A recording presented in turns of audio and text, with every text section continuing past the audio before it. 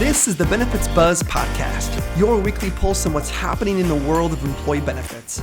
Brought to you by your friends at WEX, who believe in simplifying benefits for everyone. Now listen up and let's get buzzed. Hey everyone, good morning, good afternoon, good evening. It's morning here. I don't know where you're at, but welcome to another episode of Benefits Buzz. And I am in just a sprightly mood. I don't know what it is. It's like, spring has sprung. And it's gorgeous outside. The sun is shining. And I know it's summer because I got my first sunburn. That's what I know. It's like, oh, summer's here. I didn't put any SPF on. But all that has me in a wonderful mood. Kelsey, welcome as well. Are you feeling the same like energy I am? Or I am. I mean, I think it's just standard Midwest. Once we get out of that like winter element, our moods just lift. And I'm digging the sunburn that you've got going there. Thank you. I'm glad someone's digging it. It feels great, by the way. Well, I think partially beyond the sun, I'm also just really excited about this topic. Sometimes we cover really heavy stuff. Sometimes we cover compliance stuff. Sometimes we're all over the board with our topics. But, I'm really pumped about this episode because we're talking about leadership. We're talking about how can everyone have a role in leadership, and how do we create a culture for that? And that just gets me giddy. I love to say it. And to talk about that, we have a fantastic guest on the show. Her name is Kara Jorvik. She's the founder and CEO of Allegro Group. Kara, welcome to Benefits Buzz. Thank you. Good morning. I appreciate you guys having me on. We're so excited. Yes, this is such one of those topics where I know our HR pros listening are familiar with, the concept of leadership and leading from any seat. But what I'm so excited to talk about is how does that come to fruition, right? How do you help build a culture that's like that? And what are some of the things that we can do to make sure that's really an active part and we're giving people opportunity to have that leadership stuff? So I can't wait, literally rubbing my hands here to dive in. So let's just start by you breaking it down for us, just in case those that don't understand this concept, maybe in your eyes and in your lens, what do you see leading from any seat actually look like? Well, I too am off the charts passionate about leadership. So I love your energy this morning, Eric and Kelsey, as we're talking about a subject that I think we're all aligned on.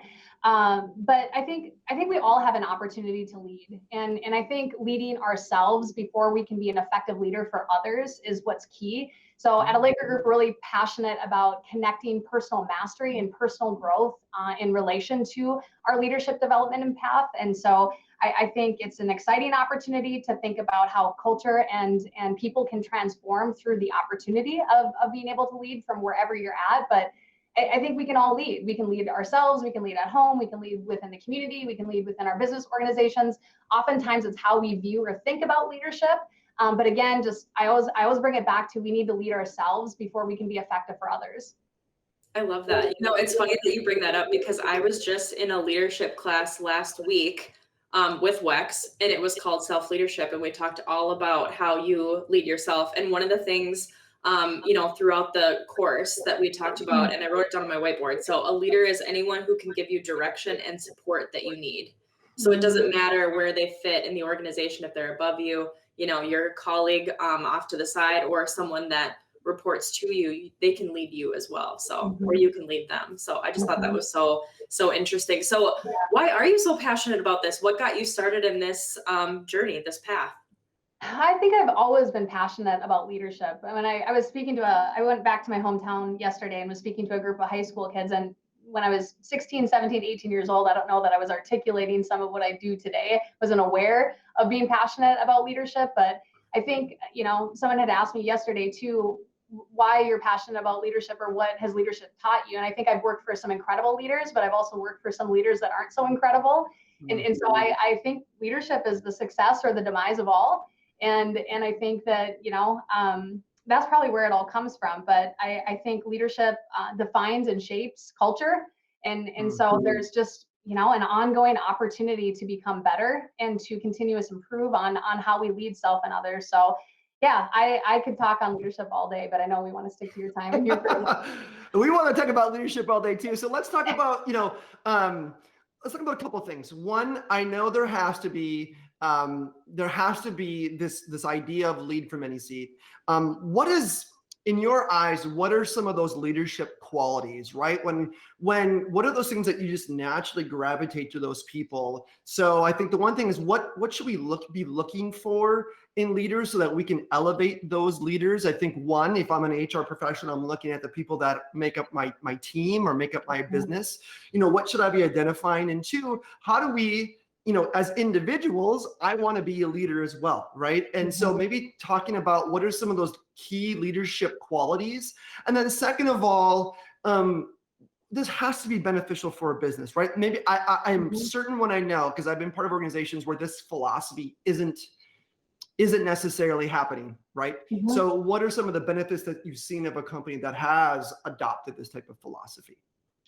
So I think, when we look at leadership, or if we were to reflect on leadership, I think there are key attributes that come to mind. And maybe we'd all share in some of the same attributes: ambition level, work ethic, energy, passion, expertise. I mean, there's all sorts of ways that we can define leadership.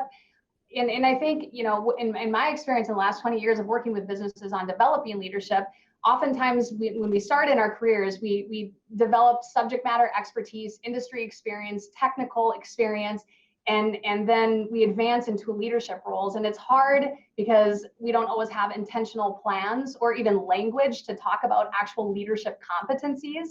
And there can be a difference, right? Technical experience and skill set can be very different than leadership competencies. So when we look at leadership competencies and try to give people a language around that, we look at leaders on 3 different levels. So we have our leader of self, which are essentially your individual contributors, your leaders of teams, and then your leaders of teams and organizations. And so I think as you advance within organizations, the competencies advance as well.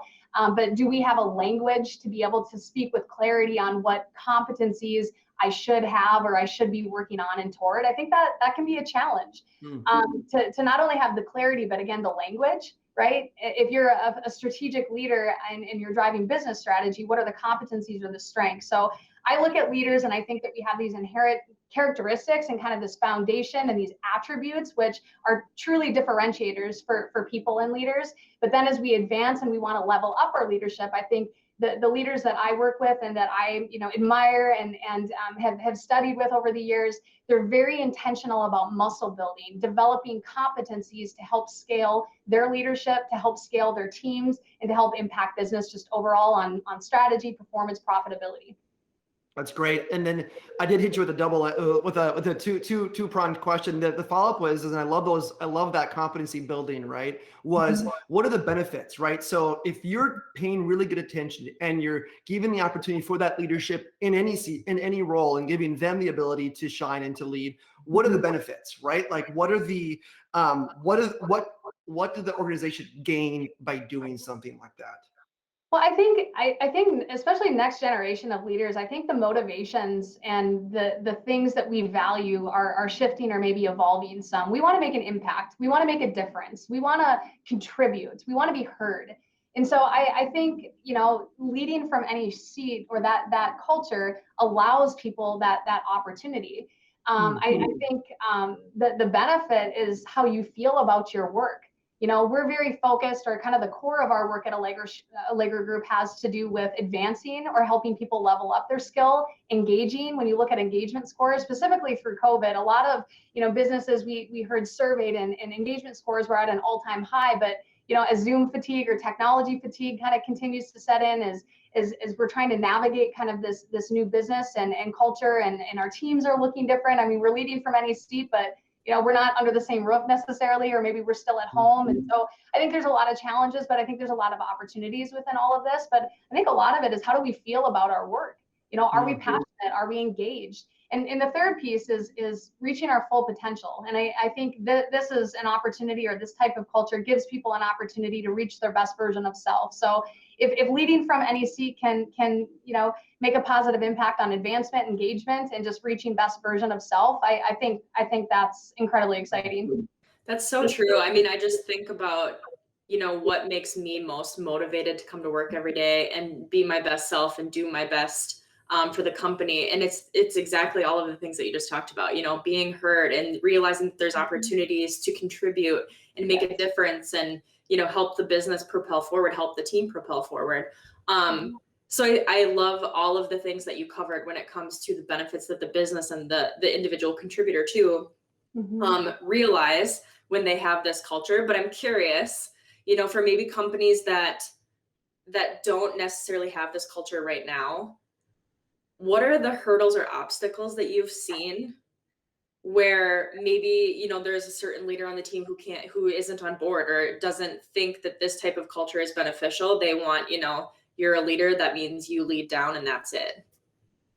Well, I think there's a couple of things that are going on within business that are really transformative. So I've worked within the Midwest business landscape for the last 20 years. And so there's a lot of traditional business. And when you think about traditional business or traditional leadership, it might be a little bit more command control. And I see a lot of organizations shifting to more of a high performance team and culture, a lot of shift to or focus on healthy leadership and healthy culture.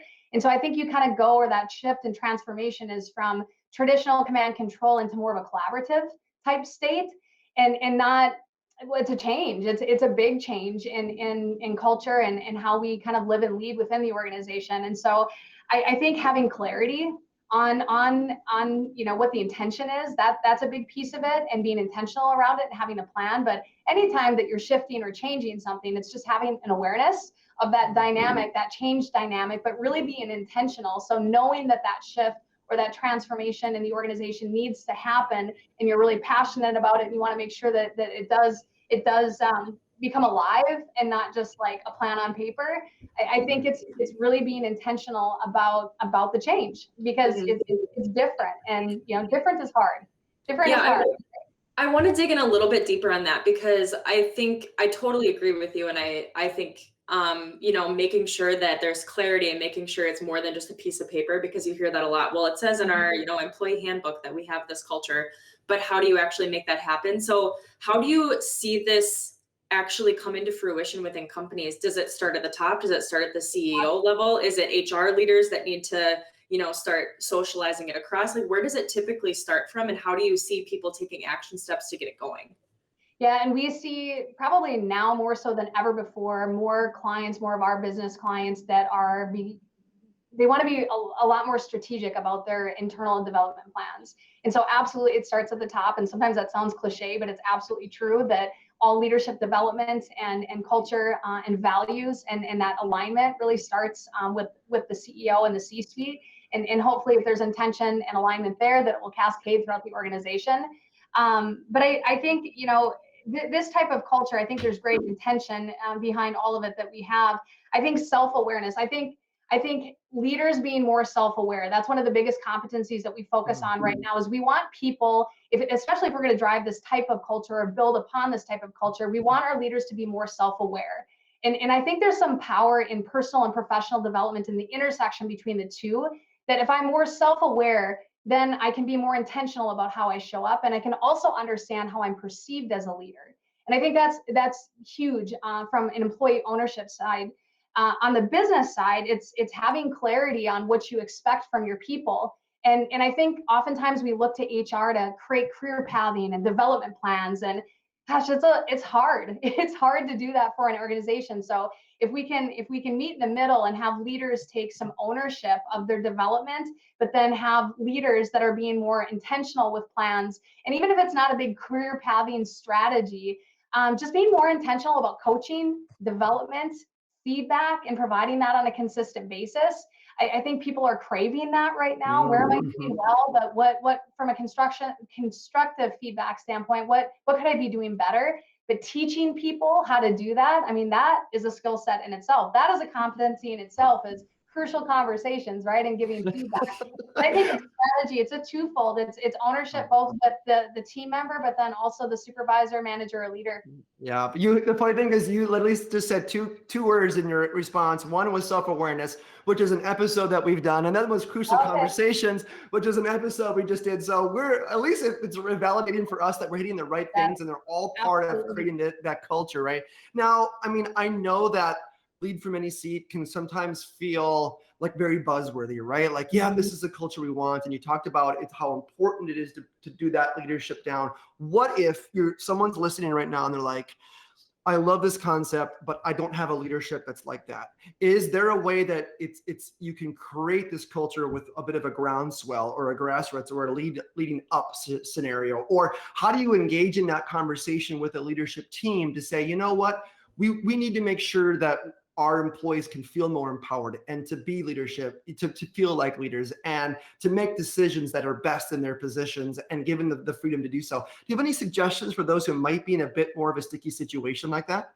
Yeah, how do you influence something that you're passionate about, but maybe you don't share in the passion? That I think is hard. And I think for any type of culture, whether it's described or defined from lead from any seat or however someone would talk about culture, I think it starts at the top. And the power of culture is if you have a leader that has shared values and alignment, and there's a shared vision of what do we want this culture to be and what do we truly value within the organization. I think that's where the conversation starts. If you're not at the table, my feedback for anybody, or my advice, I guess, for anybody would be is, we're the common denominator. We can only control ourselves. And so that's where I think I'm pretty passionate about taking ownership of our development versus waiting for someone to create the path for us. What can we do? How can we make an impact? What questions can we ask? Are we self-aware? Do we understand how we're perceived? So I think it's hard if you're not working within an organization that values what we're talking about. And so, I mean, people have to decide whether they want to continue to lean into that or if they want to try and make an impact somewhere else, because it's hard if you're not at the table. But even if you are at the table and you value something different, right? You value people versus operations, or somebody has a different value system. That's where it's hard. If you have an executive team that has a different value system or a different vision around culture, the power of anything like this is alignment. Do your stakeholders have solid vision and alignment based on a value system? Because that might look different. It might look different everywhere. Yeah. Do you see that, again, if you're getting some resistance, and maybe it comes back to speaking to what the leadership might care more about, have more focus on, which could be, well, this is going to help increase revenue sales. It's going to increase retention. Yeah, all the things that maybe the CFOs and CEOs might be more focused on. I'm hoping some of them think about culture, but yeah, are you seeing when people implement this that there is that sort of engine that starts to run a bit more smoothly because of that? Yeah, I'm smiling and kind of laughing a little bit because we're continuously challenged on that piece of it with our work, right? How can you articulate the business outcomes and the measurables that come from something like this? And I think there are ways, right? I think there are ways, but I don't want to discount the feeling state and how people feel based on their work. And that's where, again, going back to engagement and thinking about how people feel about the culture and how people talk about the employment brand, or about their coworkers or their teammates, and paying attention to that. I just don't think that should be overlooked or discounted. I think there are certainly ways to measure business outcomes or leadership, competencies. And our process, our strategic partnership process, definitely measures those. And there's all sorts of ways that we can do that and incorporate that. But the feeling state, right? Like, how do you feel? Are you excited to go to work? I remember, I've interviewed thousands of people over the last 20 years, and for 10 years I spent with an organization where that's what I did. I was a recruiter, I was a talent acquisition specialist, and I just remember thinking, wow, there are so many people that are not on fire about their work. And why is this? Like, I was just curious, is it you or is it really them? And again, that's where I come back to this whole connection of personal mastery and connection to your leadership development and really understanding where you are and how you feel. I think I don't know. I think it's powerful. Yeah. I love that. I want to dig deeper into that experience that you just talked about, because if you've interviewed thousands of people, I'm curious, especially for those people in HR who are listening right now, when they're maybe looking for someone in their C-suite or in a leadership type role, what tips would you give them when they're interviewing those people to help them make sure that they're going to fit into the culture that they have? Like, maybe they already have that lead from any seat culture. How do they make sure they really are a good fit? Because, I've heard the saying that it's easy, in one 30-minute interview or hour-long interview, it's easy to say something, but do you truly mean it and live it? So how do they go about having those conversations and really strategically owning that interview so they make sure they get the right person? Yeah, I think that's a great question. And we take a comprehensive approach to our interview process, or our talent acquisition team does. And so we use a leadership quad. And it's a tool that I developed years ago, and we use it in a number of ways. But from a talent acquisition or an interview standpoint, the quad, and I go like this because it's literally has 4 boxes in it. But I think the best approach to a comprehensive interview is to evaluate technical skills, uh, industry experience, subject matter expertise, leadership competencies, and then the bottom 2 are attributes and motivators. And I think those are 2 very important boxes that will help people, I guess, connect the dots or draw the parallels between, is this person a fit based on the culture of the organization. And when we start a search, a C-level search for an organization, I think that's the big component of it. Is you can go out and find someone who has the experience and the industry background and the subject. They might be great customers, they might have a great track record on their resume, but what are their core attributes? What is their personal foundation? What are they motivated by? And does that exist within your current business culture? And how are we talking about that? How are we evaluating that? And for us too, it's a twofold approach. We want to evaluate, but we also want to engage. And I think too, that's taking a traditional interview into more of a, like, we need to promote our employment brands, and we have to compete within this market a little bit more. It's finding the balance between how do we evaluate, but also engage and promote our culture and what it is that we have to offer. And I think businesses are finding a nice balance, but I've definitely seen a shift in that, especially over the last 10 years. I love that finding out. Yeah. I love the finding out what motivates them. I just think about, I've been in situations where I'm interviewing someone, or obviously I've been interviewed. And I think that question, or the questions that would get to that root answer are pretty rare, like what motivates you to do good work. So I love that tip. Yeah, and I think the motivations, I mean, not that everybody's driven by title or career pathing up the org chart or money, but I really think next generation of leaders they're more motivated by passion and impact and where they live and work-life balance. I mean, there's definitely a shift, and so I think our cultures are going to have to be, some they're going to be shaped by that. They're certainly being influenced by it right now. Yeah, well, it wouldn't be a podcast episode in 2021 if we didn't ask a question about how the pandemic affected something. So, here it is. The obligatory question has, this concept of lead from any seat. And I kind of joked it before we started, like, or lead from anywhere. Now that most businesses are going, a lot of them are going remote or doing a hybrid, has lead from any seat, and this concept of leadership has this remote concept, having to be present and seeing that leadership. Has that changed at all? Is it more leading by example and people are seeing that? Like, what shift have you seen, if any at all? Well, lead from any seat. I mean, that can start with the engagement piece and turning on your camera. I've done a couple of presentations where we don't even use our cameras sometimes. And so I think a lot of, leading by example, but setting clear expectations, and even thinking about what the expectations are of ourselves. And again, I think it's an awareness thing, or a lacking awareness. In some cultures, not turning on your camera is the norm. And in some cultures, it's a sign of disrespect. In some cultures, multitasking and doing a lot of things while you're participating in a meeting is a norm.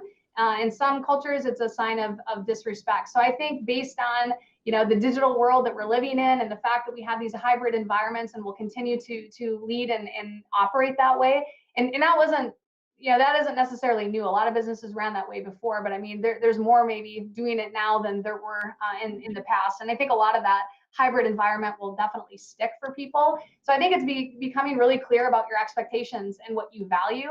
I'm so much a people person. And so when COVID hit and all of a sudden we're like building relationships over technology, we've always leveraged technology, but not in this way. You can't beat that personal meeting time. But we had to shift and evolve. We built a digital studio. We started doing all of our A-team sessions via technology. And there's been a huge advantage to doing that, because we can reach a far broader audience than ever before. So to me, I think there's been some pros and cons that have come from COVID. I think maybe you would share it in some of the sentiment, but I continue to think about engagement and how we're going to boost engagement in these hybrid environments. Yeah, I think about just our own experience at WEX, right? I mean, most of our individual team works within the same building, right? When we were, back in the office back in the day. But there were a few people that we would meet with on a regular basis who were further away. And, rewind back to February, January of 2020, when we would meet with them, they would call in on a call-in number and the rest of us would sit in a conference room. And you very rarely heard from the individual who was calling in because it's hard for them to read the room and understand everything. One of the benefits I think that we are all going to get out of this pandemic, and you mentioned this, is just, I don't think this is going away, where I can see you guys as we're having this podcast episode from now on. I think people are going to start joining via camera if they are remote compared to the rest of the people who are in the room, when we go back to in the room. But yeah, I love that. I'm curious, we like to end our episodes with a tip. So if there is one tip on this whole topic of, lead from any seat that you could give those HR pros who are listening, what would it be? I think one of the most common themes that we're hearing from people is time. I don't have time to be intentional or to have the clarity to create a plan. I think we have this tendency to just react and to keep running at this incredible pace that is the Western way, right? But I think finding intentional time and space to be strategic around your intentions with culture and development and your people, because I think we need to think versus just do. And it's really hard to do that if we don't have the time and space for that thinking. I have too much time on my hands, Kara said, no one ever. I mean, exactly. Right. So I think being intentional about that and what I've started to do, because even when you think about leading in this hybrid environment, it takes a different competency to communicate and to engage and to reach people. We have someone in our Bozeman office, we have someone who works on our team in Dallas. And so how do you make them feel part of the team as we're more spread out? And I have that opportunity and I own that as a leader. So I need some thinking time to be intentional about that piece of it. I started putting calendar blocks in Outlook just to make sure that I'm actually thinking versus doing. So I guess that would be my biggest takeaway and something that I'm working on both personally and professionally. I love that. Yeah, solid advice. One that I need to take for myself as Start well. blocking off your calendar, Eric. Yeah, I will. I need to. It's really great. Such solid advice. Thank you so much, Kara. What a fun topic. And I know that there's probably, some people are listening thinking, okay, I got a game plan now, right? I've got a right culture for it. And some are maybe have an uphill climb, but I think we've given them some tools to help engage in that. I love the intention. I love taking leadership internally first and then creating that externally within your culture. So such good advice. I want to thank you so much for joining us on this day. Is there anything you want to end? If people are interested in your thoughts or more about Allegro Group, I would love to give you an opportunity to talk about where they can find more information on this from your perspective. Yeah, well, we appreciate the opportunity to join in this morning on the conversation. Like I said, we're off the charts passionate about leadership or the topic of leadership, and that's really what Allegro Group is, a leadership business. So allegrogroup.com is the website to check out. And you can learn more about our talent acquisition business, our leadership consulting, and the experiential events and next level leadership opportunities that we're offering. We're in retreat season right now, so. And I think everybody's excited to be back together as a team with some sort of shared experience. So yeah, be sure to check that out. And I appreciate you guys' interest in Allegro Group. Yeah, absolutely. We love it. We'll make sure to include that in our show notes as well. And if I know you, Kara, I know 25 minutes was not nearly enough to dive into this topic. And I know you've got tons of resources for people. So thank you so much. Enjoy the rest of your summer. I see some skydiving and some whitewater rafting from the photos in your future. So take care. Thank you so much. I appreciate you coming on the show, Kara. Sounds great. Thanks, you guys.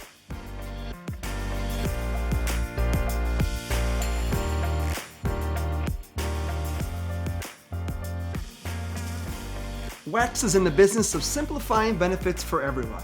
Now, although we certainly hope our podcast sparks some aha moments, like that was pretty cool, but of course we cannot provide legal, investment, or financial advice. And, well, therefore, nothing shared in this podcast should be interpreted as such. We encourage you to seek out appropriate professional advice regarding your plans. Hey, congratulations! You made it through our disclaimer. Thanks for listening.